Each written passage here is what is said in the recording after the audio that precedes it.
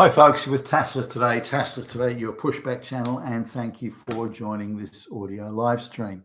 In this essay, I'd like to talk about rental scams, which are, there are so many scams now in the rental accommodation marketplace that you almost couldn't name them all, and they're so frequent and so sort of universal that they almost become the normal way of doing business. And I think this is part of, a bit like our government now. The Globes controlled government only tells us lies, our media only tells us lies, and our business sector, the business heavies of it, they only tell us lies. So really we're in a world now where accuracy and truth and fact are simply inconvenient to the establishment. So that's caused, the knock-on effect of that is a degradation, if you like, of all standards, all agreements, all understandings. Every way of doing business is now affected by this. And in many ways, some of them small, some of them major. And I think that the rental situation is an indication of the overall decline in standards and contractual agreements and obligations by the parties and so on. So okay, some people, more than actually, there's a number of people we know where their children are out looking for places to rent, and so we get reports back on their experiences.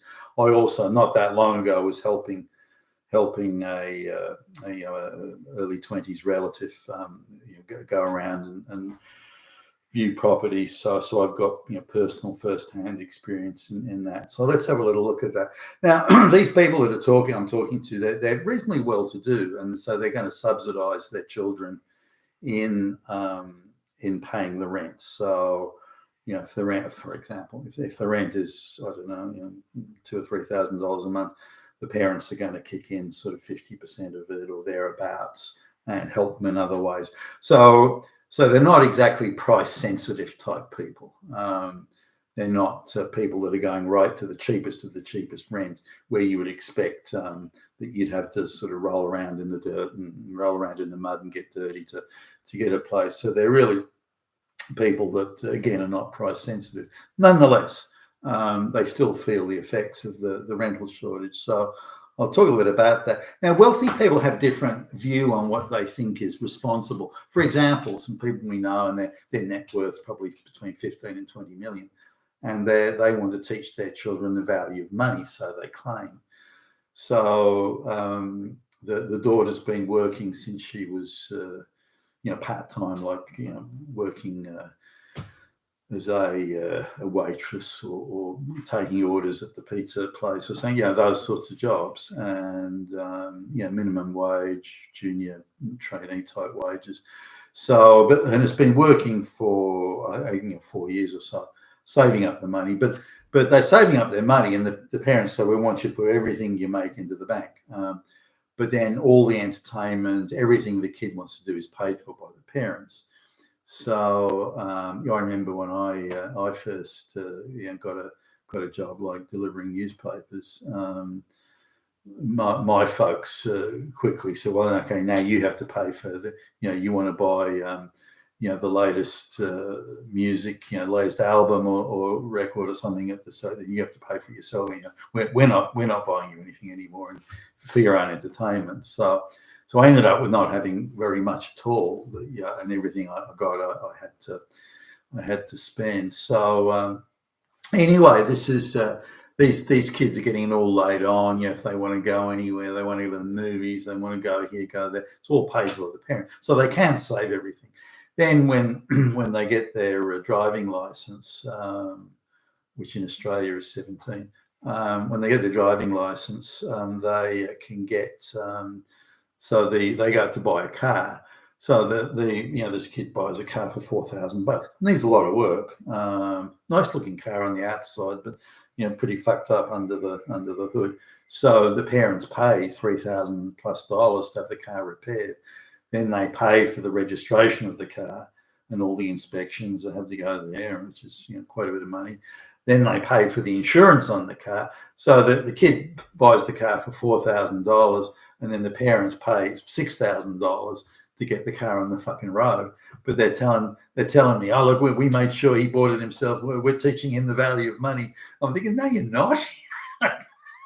The kid had no chance of getting a car on the road. Given the money he had, he'd have had to buy a heap of shit, and even then he wouldn't have got it on the road. But anyway, that's their take on it. But coming to the rental thing, now the scams tend to fall into a number of categories. So I'll talk a bit about them. And again, I can talk from first-hand experience as well as listening. Now, given you're listening to the friends, now given there's been a gap of a couple of years or so in between when I was helping that kid have a look at rental properties, and today the scams are exactly the same. So the urgent government action is needed on the urgent action is needed.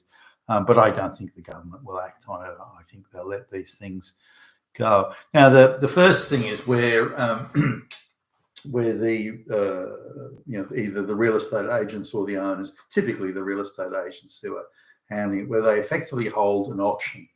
They say that the rent is, and I'll just use round numbers here. They say the rent is $100 a week, but that's just like the beginning of the discussion. It no longer means the rent is $100 a week. So they have a look at the interested parties. They get the interested parties, and they effectively hold an auction. And they go, okay, well, this look, and it's technically illegal, but it's so widespread, and they're all doing it. I don't know why that. There's no clamping down on it. It should be. These people should lose their licenses and get fined, everything for doing this shit, but they don't. Now, so what they do is they'll identify the interested parties, and then and the ones that they think will pass muster, pass the checks, and then they'll say, okay, look, the rent was $100 a week advertised, but Jimmy Jack over there's offered us 110, and Sandeep over there, Raja over there, he's offered us 120, and Ching Long over there's offered us 130. And Sergey's offered us 150, and so on. So they'll hold an auction, and they'll say, an illicit sort of whispered auction, but they'll hold an auction. Well, look, if you want the place, if you really want it, you got to offer 160 a week. And now you might come back and say, well, hold on, it's advertised as 100. Yeah, but look, we got a bit more interest than we thought we would. So look, it's up to you. It's up to you. No one's saying you have to do it, but look, if you want the place, then you're going to have to. Now, all these other people are either using laundered illicit offshore money and stuff like that to do it. Or they're representing they're just front nominees representing some scam labor hire firm. For Indians or Chinese, it's just going to stack 100 people into the fucking 2-bedroom apartment, or they're fronting for some overseas immigration scam where they're going to have 20 people to the 2-bedroom, and so on. So you're not dealing in a level playing field with other local people who are living.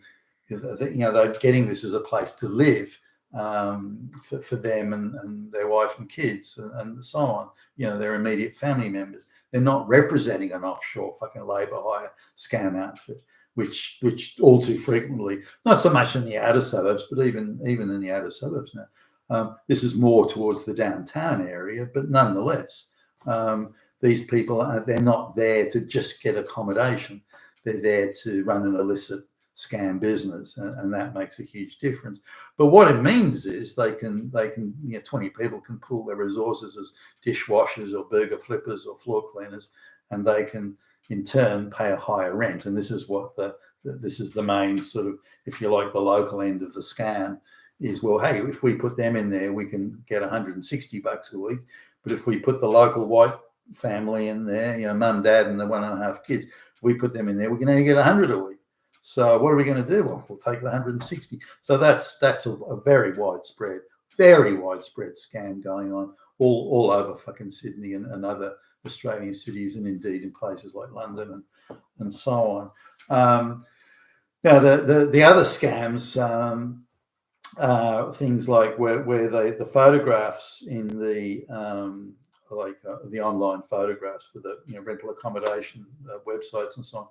The online photographs are 20 years old. It's when the place was brand new, or when it was fully renovated the last time and remodeled, so everything's brand spanking new and shiny. But that was 20 years ago.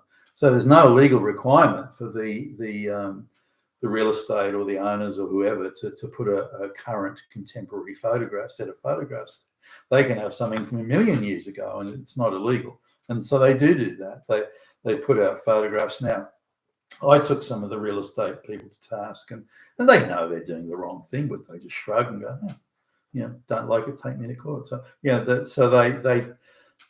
they say, and their get out of jail clause utterance is, well, look, we said to the owner that they needed to get new photographs done, and they wouldn't pay for it, so it's not our fault if we have to use old photographs. Which it is. You can say, well, current contemporary photographs are not available. But if we do that, they'll just go to another real estate that will do what they want. So, we're not responsible for that. The owner wouldn't pay for it. So, hey, that's it. Now, they still know it's illegal, and you can see from the sheepish way they've got of trying to bullshit their way out of it. But now the other thing is the use of various lighting and wide angle lenses and things like that. So the photographs suggest quite a spacious property, house, usually, whether it be apartment or a freestanding house, but they suggest quite spacious. But they don't give a floor plan. They don't say what the size of the house is. So if they said it's so many square meters or so many square yards, you would instantly know, oh, it's a 2-bedroom place. That's a small place. So you would know that. But they don't. They take out all that and then use wide angle lenses to cover to photo. So the wide angle lens view is that it looks like a very spacious property, and they don't say otherwise in the blurb. So you turn up to the place, holy fuck, this is tiny, and you see people just looking from the outside and just driving away, or walking in and then walking straight out again. I've been conned again by bullshit real estate adverts. Again, nothing's done about this. There should be minimum requirements. You have to say the size of the property and the size of the, as in the size of the accommodation area. And various other things that go on. They say two bathrooms. Well, it's not. It's one bathroom with an extra toilet, but the toilet's tagged on out the back where the laundry is, and you have to actually walk outside to get to it. Things like this are not mentioned. And again, I take the real estate to task. They know they've done the wrong thing. They just shrug. There's no law that says we have to say that. So they don't. So they deliberately engage in what I would regard as deceptive practices. Another thing they do is say that the places again rent for $100 a week and they get a good turnout. Then they'll just come along and they'll close the advert down and then re-release the advert, the same advert, but just say we want $200 a week. Why are you doing that? Well, we got such a good turnout. We think we can now get $200 a week. Again, there's nothing that prevents them from doing that, as in legally, and nothing that the government or the various authorities will enforce. Bear in mind, if you misgender somebody on a pronoun, that the full force of the law and the authorities will come after you. But you do, blatantly illegal things in real estate rentals, then there's no government agency gives a fuck. Nobody will touch you. It just goes to show you again this breakdown in standards. They should be prosecuting the fuck out of the real estate people and maybe sending, hey, that's not nice. Don't talk about people that way message to the others. But instead it's the reverse. The real estates go untouched, but somebody who misgenders, a trans person is brutalized by the authorities that have endless resources to go and chase people for wrong thing, but not for law breaking. So, and there are other scams as well. For example, there's one that I turned up to this one, where it's 4-bedroom house, and you arrive and then the real estate's there. So, actually, one of the bedrooms is rented to somebody, but they've got an outside access to the thing. Actually, I know it says a double garage, but actually the garage is used by the owner or somebody for storage. So that's actually not accessible. Yeah, I know it says 2 bathrooms, but really one of those bathrooms is, and so on. So, and it's not in the advert, so you discover this only when you get there. And like I remember quite incredulous, I asked, well, why don't you put this in your advert? It materially and substantially changes the situation here. It's not a 4-bedroom house; it's actually 2. It's not a house with a double garage. It's actually got no garage, and as in a garage that can be used by the tenant. Yeah, well, we tell people when they come here, we tell them, so we still tell them, and but why do we have to put it? If I put it in the advert, then fewer people will come and visit the place. So we're hoping that when people come along, they'll go, I'll take it, and not ask the real questions. So these are scams, and I could go on and talk about the scams, the various scams there. There's other things when people the rental term finishes, and then the real estate tries to load up the previous tenant with all sorts of costs that they have to clean, something that's not in the contract, and they have to clean this and do that and do so and so at their expense. Now they try it on.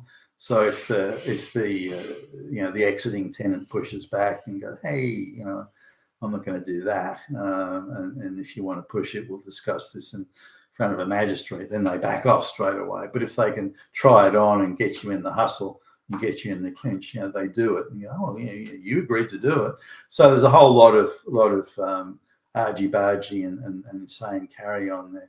So what these kids are finding is that they're being priced out, not because the rental is too expensive, but because there are so many rentals now that are being done by offshore scams, labour hire, and 30 students to a 2-bedroom apartment, all this sort of stuff that the real estate's illegally hold an auction to get the rental, and they're being priced out for those reasons.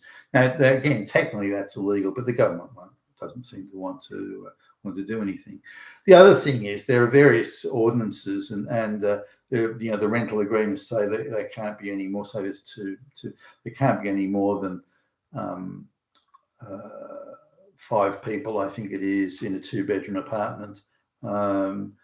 That's supposed to be the law, if you like, and it's in the agreement, but no one actually enforces those. The local councils won't, the government won't, real estates won't. No one's interested in that. If they can get double the rent by packing 30 Chinese or Indians into the apartment, if they can get double the rent for that, then they will, and they think that they're doing pretty good.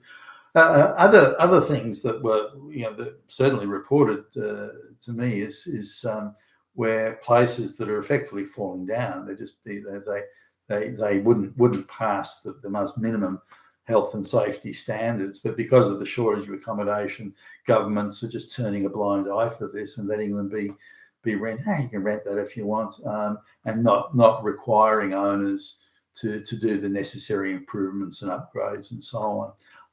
So if we just look at the amount of rental scams, and again, I could go on. The amount of rental scams is legion. The condition of properties is misrepresented, and again, this auctioning for rentals and so on. It's insane, and I think it's all across the Western world. It's certainly rampant in Sydney, and it's increasing, by the way, even in the outer suburbs. I've noticed where a place sold recently. It was an auction, and it was a Chinese guy that bought it. And a few weeks later, the place is now packed with Chinese peasants, and little like mini 12-seater minibuses pull up. The Chinese peasants dutifully file into the minibus where they get dropped off to their labour hire scam employment. It's insane, and it's widespread. You've been attached to us today, your Pushback channel. Thank you for listening.